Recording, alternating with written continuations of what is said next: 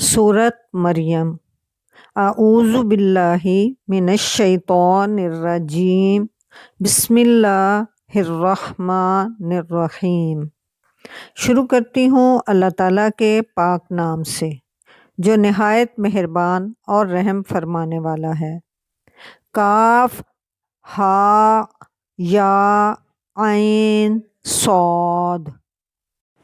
یہ ذکر ہے اس رحمت کا جو تیرے رب نے اپنے بندے زکریا پر کی تھی جبکہ اس نے اپنے رب کو چپکے چپکے پکارا۔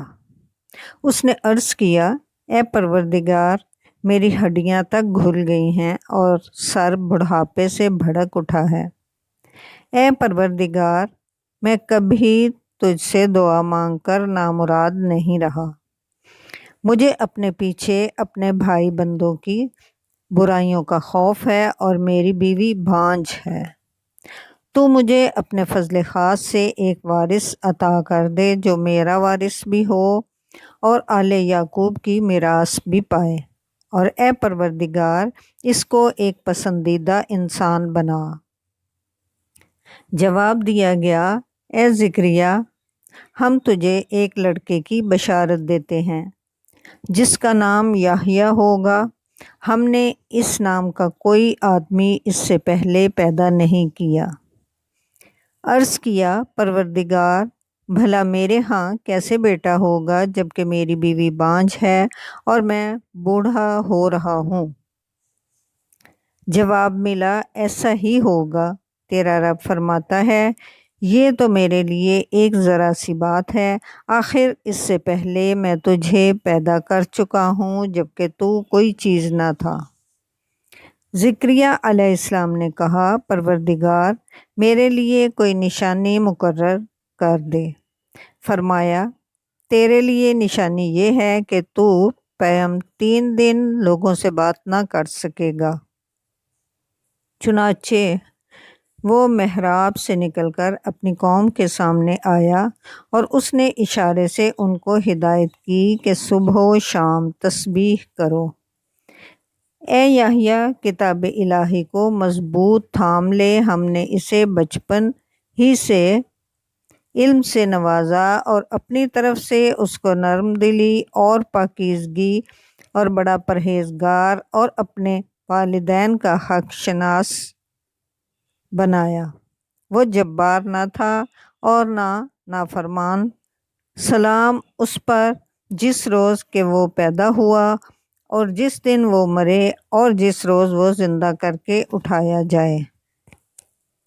اور اس کتاب میں حضرت مریم کا حال بیان کرو جبکہ وہ اپنے لوگوں سے الگ ہو کر مشرقی جانب گوشہ نشین ہو گئی تھیں اور پردہ ڈال کر ان سے چھپ بیٹھی تھیں۔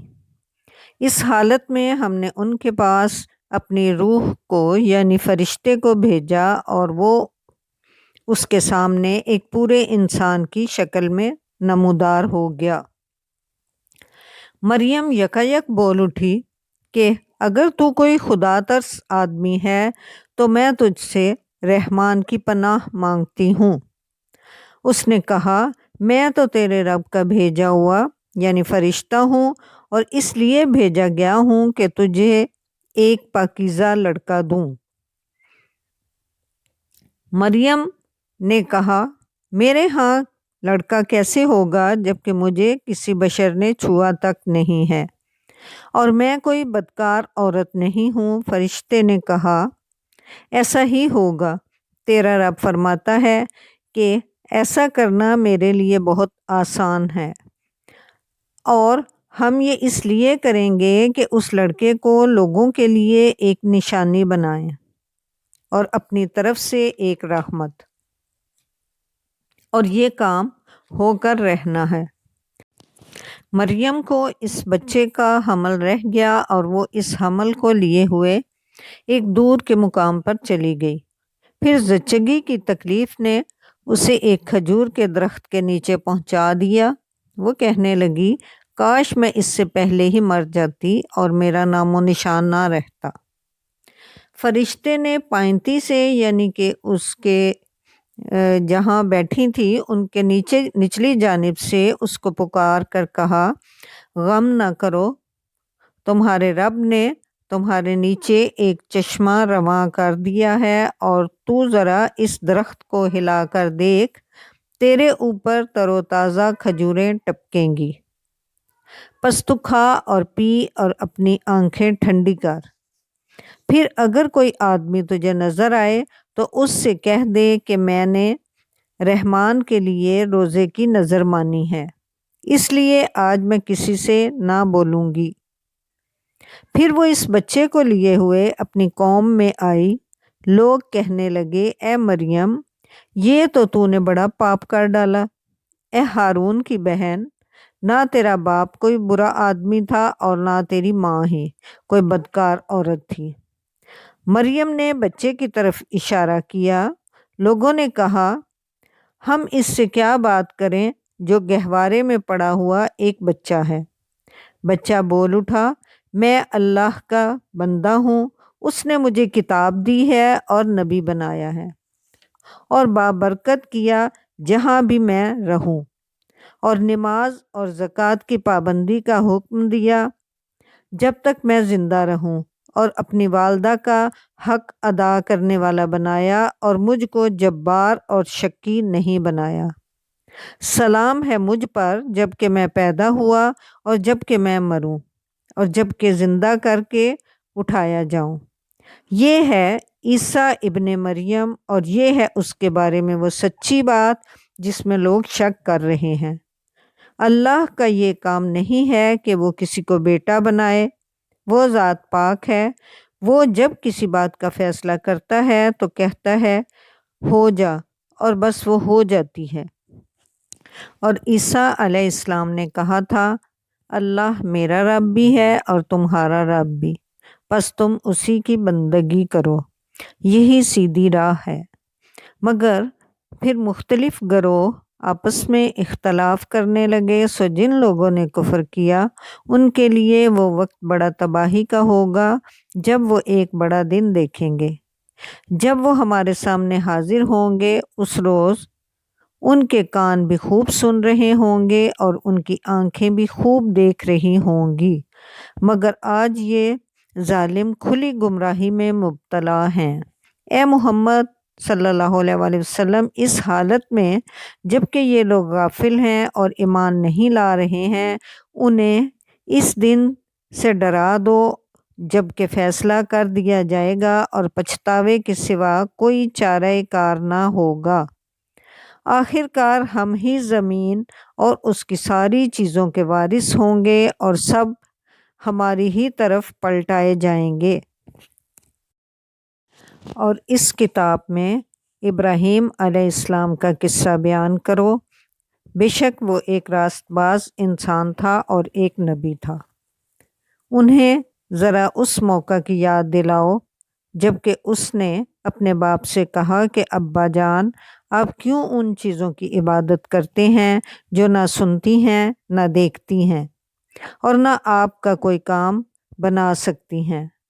ابا جان، میرے پاس ایک ایسا علم آیا ہے جو آپ کے پاس نہیں آیا، آپ میرے پیچھے چلیں، میں آپ کو سیدھا راستہ بتاؤں گا۔ ابا جان، آپ شیطان کی بندگی نہ کریں، شیطان تو رحمان کا نافرمان ہے۔ ابا جان، مجھے ڈر ہے کہ کہیں آپ رحمان کے عذاب میں مبتلا نہ ہو جائیں اور شیطان کے ساتھی بن کر رہیں۔ باپ نے کہا، ابراہیم، کیا تو میرے معبودوں سے پھر گیا ہے؟ اگر تو باز نہ آیا تو میں تجھے سنسار کر دوں گا، بس تو ہمیشہ کے لیے مجھ سے الگ ہو جا۔ ابراہیم علیہ السلام نے کہا، سلام ہے آپ کو، میں اپنے رب سے دعا کروں گا کہ آپ کو معاف کر دے۔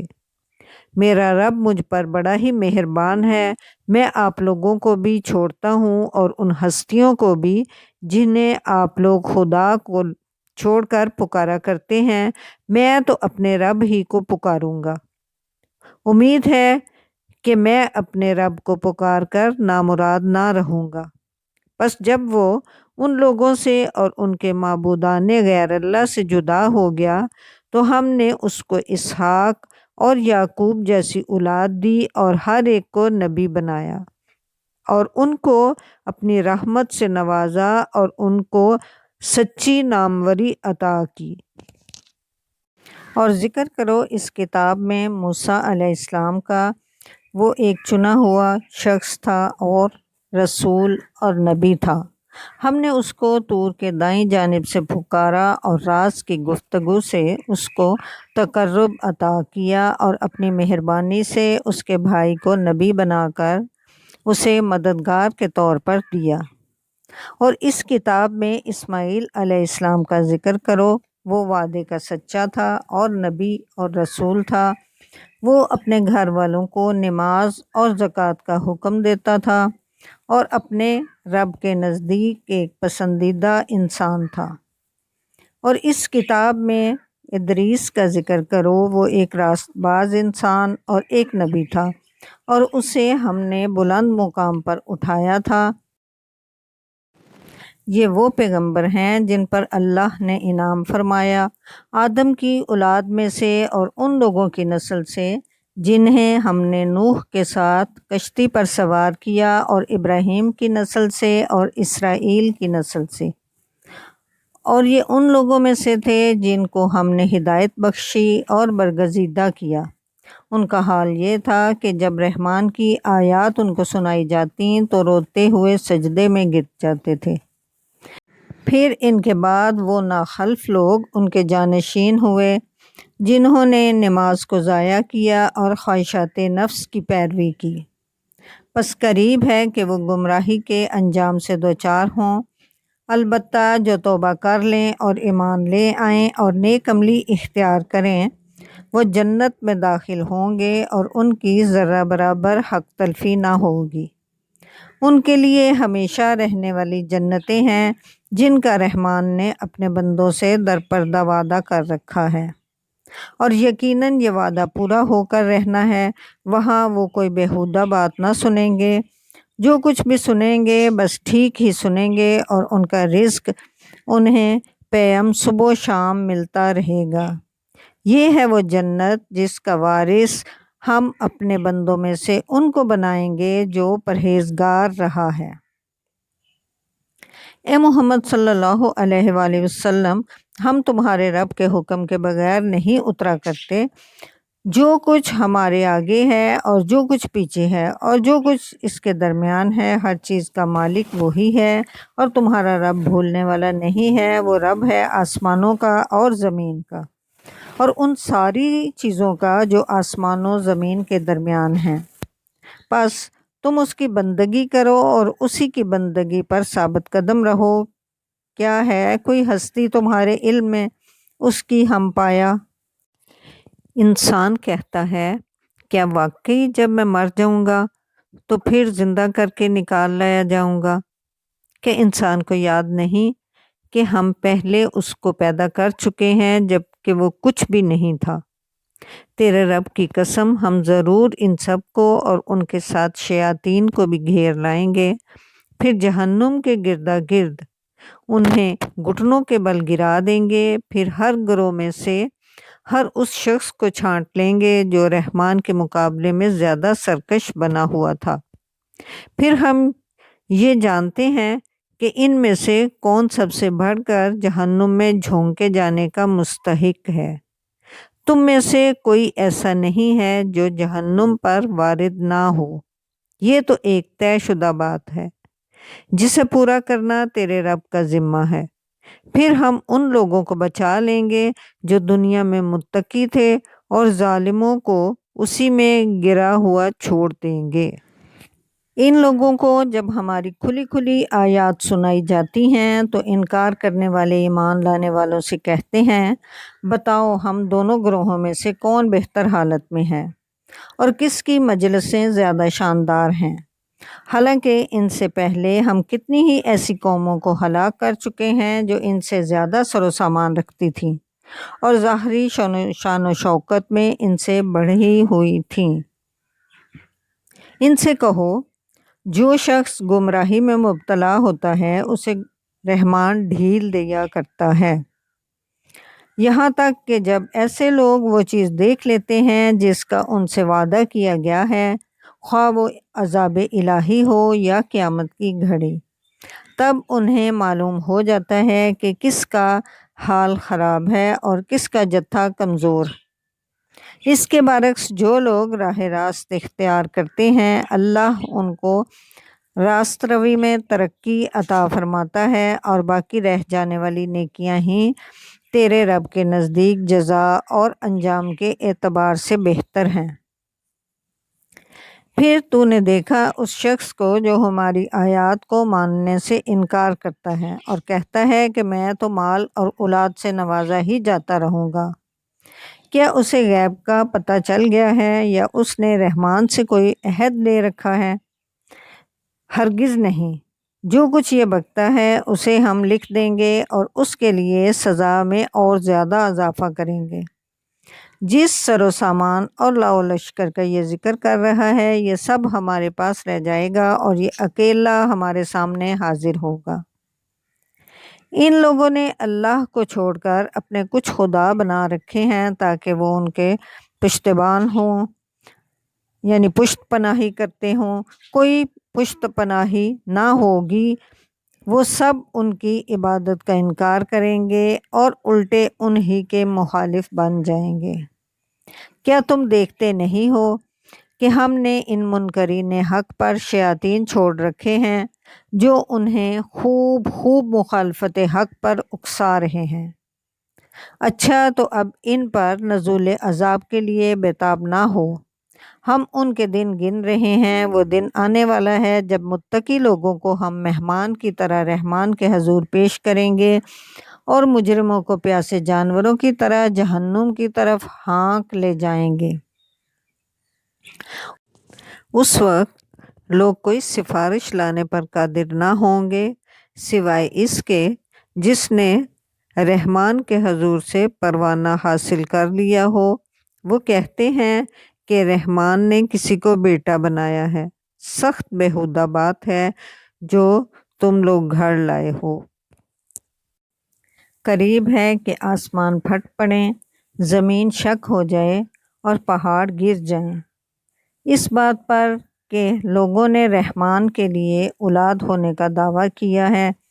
رحمان کی یہ شان نہیں ہے کہ وہ کسی کو بیٹا بنائے۔ زمین اور آسمانوں کے اندر جو بھی ہیں سب اس کے حضور بندوں کی حیثیت سے پیش ہونے والے ہیں۔ اللہ سب پر محیط ہے، یعنی احاطہ کیے ہوئے ہے اور ان کا شمار کر رکھا ہے، یعنی اللہ تعالیٰ نے ان سب کا شمار کر رکھا ہے۔ سب قیامت کے روز فردن فردن یعنی اکیلے اکیلے اس کے سامنے حاضر ہوں گے۔ یقیناً جو لوگ ایمان لے آئے ہیں اور عمل صالحہ کر رہے ہیں، عنقریب رحمان ان کے لیے دلوں میں محبت پیدا کر دے گا۔ پس اے محمد صلی اللہ علیہ وآلہ وسلم، اس کلام کو ہم نے آسان کر کے تمہاری زبان میں اسی لیے نازل کیا ہے کہ تم پرہیزگاروں کو خوشخبری دو اور ہٹ درم لوگوں کو ڈرا دو۔ ان سے پہلے ہم کتنی ہی قوموں کو ہلاک کر چکے ہیں، پھر آج کہیں تم ان کا نشان پاتے ہو یا ان کی بھنک بھی کہیں سنائی دیتی ہے؟ صدق اللہ العظیم۔